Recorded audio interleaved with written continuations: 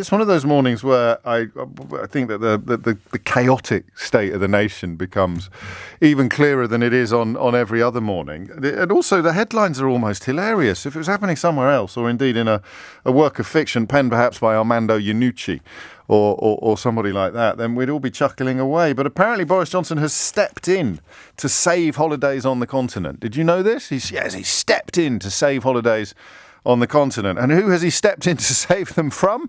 Well, it doesn't say that in the Daily Telegraph headline, but as far as I can tell, he's saved them from Boris Johnson's plans. Boris Johnson has stepped in to save holidays on the continent from Boris Johnson's own previous plans. What were the previous plans? Right, I'm just going to pause myself at this point and warn you that it's highly likely you will not understand any of what follows. That is not a reflection upon your intelligence or my ability to communicate complicated ideas. It is because we are living in a state of almost Kafkaesque chaos, all right? Or confusion, actually. Are you ready?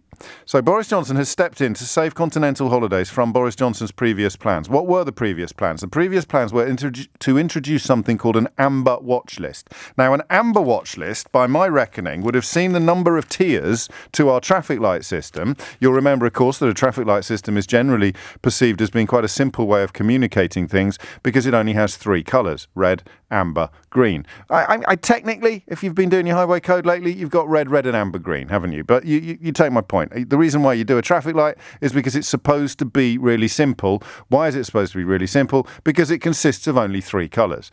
Had the amber watch list that Boris Johnson has now saved you from, despite the fact that it was Boris Johnson's original plan, come in today, which was Boris Johnson's original plan, albeit that he's now saved you from that original plan, then the amber watch list, by my reckoning, would have been the sixth tier of the so-called traffic light system. So a system has been selected for its simplicity. It contains only three constituent parts, would have had six parts by tea time today. Green watch list, amber watch list, red, and another one, which at this point in proceedings I can either not remember or never actually knew. And it's still highly possible that I have a better grasp of the facts than Grant Shapps, the Secretary of State for Transport, and Boris Johnson, the current Prime Minister. So why were we going to have an amber watch list? We were going to have an amber watch list because there are lots of people heading to or currently in countries that are amber, i.e. you're allowed to go there and you are allowed to come back more or less clearly. But if they get put onto red, then you'd have to isolate for 10 days.